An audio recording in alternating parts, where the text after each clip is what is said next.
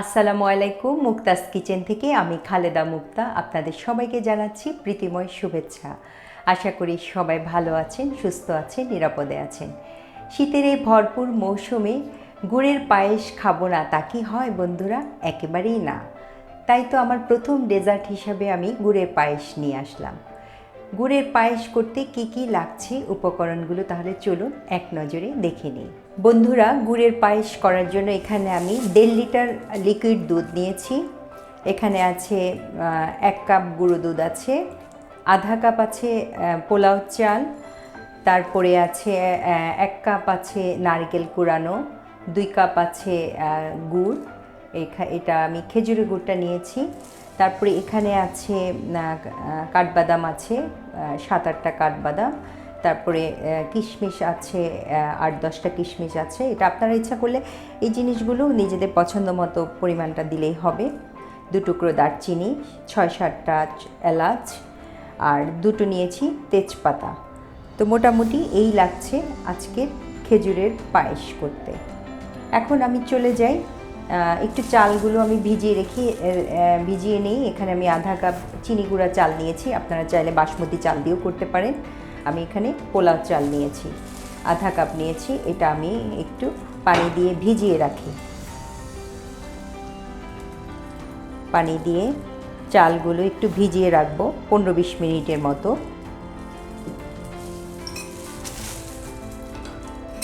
চালটা ভিজতে ভিজতে আমি যেটা করব, আমি দুধটা একটু জাল করে নিচ্ছি। এখানে 1.5 লিটার দুধ আছে। আমি 1.5 লিটার দুধকে কমিয়ে 1 লিটার করে তারপরে 1 লিটারের মধ্যে পরে চালগুলো দিয়ে দিব। আমার এটা আছে গরুর দুধ, আপনারা চাইলে লিকুইড যে কোনো দুধ দিয়ে এটা করা যাবে। দুধটা জাল হওয়া পর্যন্ত তাহলে ওয়েট করছি। দুধটা ফুটে উঠেছে। এই পর্যায়ে আমি ঢাকনাটা তুলে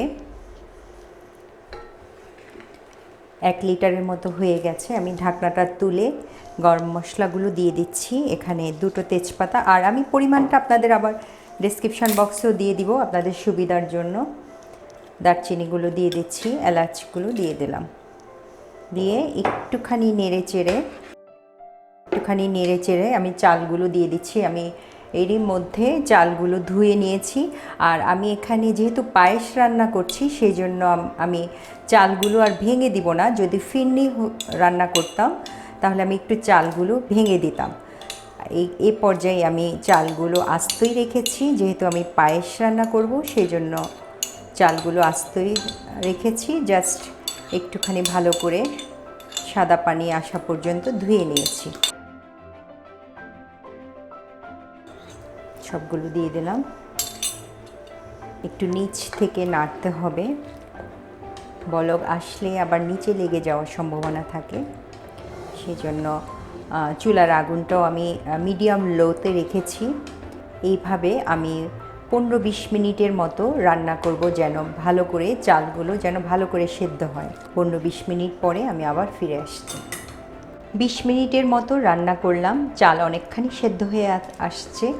এ পর্যায়ে আমি যেটা করব, আমি চুলাটা অফ করে দিয়ে আমি এখন গুড়টা মেশাবো। কারণ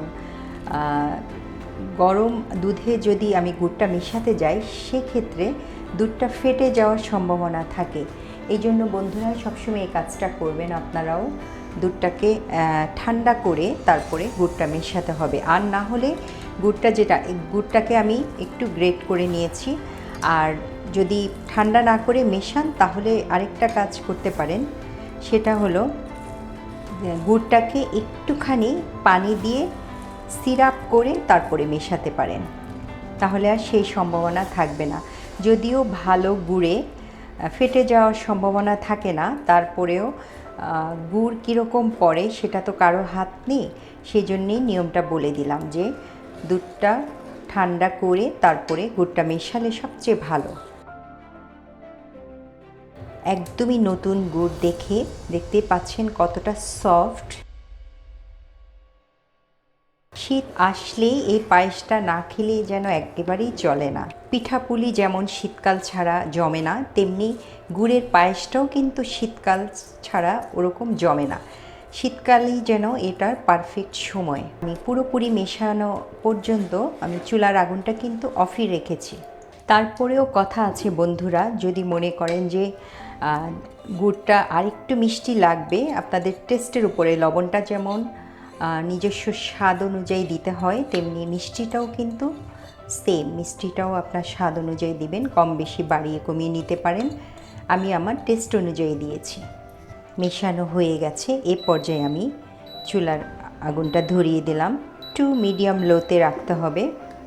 এই পর্যায়ে আমি আধা চা চামচের মতো আমি একটু লবণ দিয়ে নিচ্ছি, কারণ আমার কাছে মনে হয় যে মিষ্টির পারফেক্ট টেস্টটা পাওয়ার জন্য একটুখানি লবণ দিলে ভালো হয়।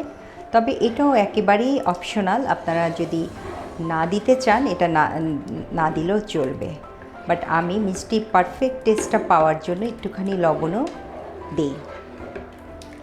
গুঁড়ো দুধ আছে এখানে এক কাপের মতো, আমি গুঁড়ো দুধটা দিয়ে দিচ্ছি।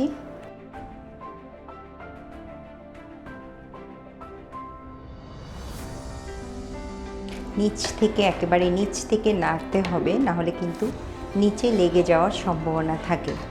একটা স্টিকি ভাব চলে এসেছে বন্ধুরা। এই পর্যায়ে যেটা আমি করব, আমি একটু কিশমিশ যে নিয়েছি ওগুলো দিয়ে দিচ্ছি। এটাও আপনাদের পছন্দ মতো, যতটুকু খেতে চান, যতটুকু ভালো লাগবে অতটুকু দিলেই হবে।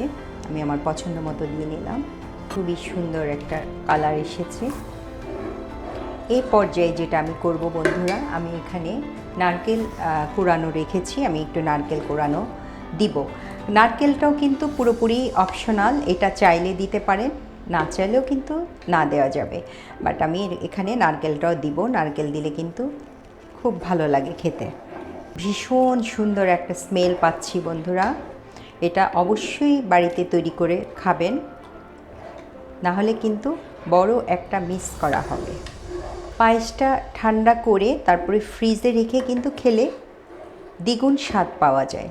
গরম গরমের চেয়ে আপনি যদি পায়েসটা হওয়ার পরে ফ্রিজে 1 ঘন্টার মতো রেখে খান, তাহলে কিন্তু দ্বিগুণ স্বাদ পাবেন। বন্ধুরা দেখতে পাচ্ছেন ঘনটা কত সুন্দর হয়েছে। এটা যখন আরও ঠান্ডা হবে তখন কিন্তু আরও ঘন হয়ে যাবে। পুরোপুরি আমার হয়ে গেছে খেজুরের গুড়ের পায়েস। এরপরে আমি পরিবেশনায় চলে যাব। তৈরি হয়ে গেল মজাদার গুড়ের পায়েস। আমি এখন পরিবেশনায় চলে যাচ্ছি। এটা যখন ঠান্ডা হবে বন্ধুরা, তখন আরেকটু ঘন হয়ে যাবে, এই জন্য আমি একটু পাতলা রেখেই নামাচ্ছি। সুন্দর একটা কালার আসছে। এখন যেটা করব, আমি একটু সাজিয়ে দিচ্ছি। একটু উপরে কিশমিশ দিয়ে দিলাম, তারপরে একটুখানি কাঠবাদাম দিয়ে নিলাম। দেখতে পাচ্ছেন বন্ধুরা কত সুন্দর এবং কত সহজে তৈরি হয়ে গেল মজাদার গুড়ের পায়েস। বন্ধুরা তৈরি হয়ে গেল মজাদার গুড়ের পায়েস। দেখলেন তো কত অল্প সময়ে এবং খুব অল্প উপকরণ দিয়ে রেসিপিটি তৈরি করা যায়। তাহলে আর দেরি কেন, বাসায় অবশ্যই ট্রাই করবেন এবং ট্রাই করে আমাকে কমেন্ট করে জানাবেন যে কেমন হলো। রেসিপিটি যদি ভালো লাগে অবশ্যই লাইক কমেন্ট করতে ভুলবেন না, আর চ্যানেলটি সাবস্ক্রাইব করে পাশে যে বেল আইকন আছে ওটা চাপ দিয়ে রেখেন, তাহলে আমার সব নতুন নতুন রেসিপিগুলো আপনাদের কাছে পৌঁছে যাবে। তো আজকে এই পর্যন্তই। সবাই আমার জন্য দোয়া করবেন। এতক্ষণ আমার সাথে থাকার জন্য সবাইকে অসংখ্য ধন্যবাদ।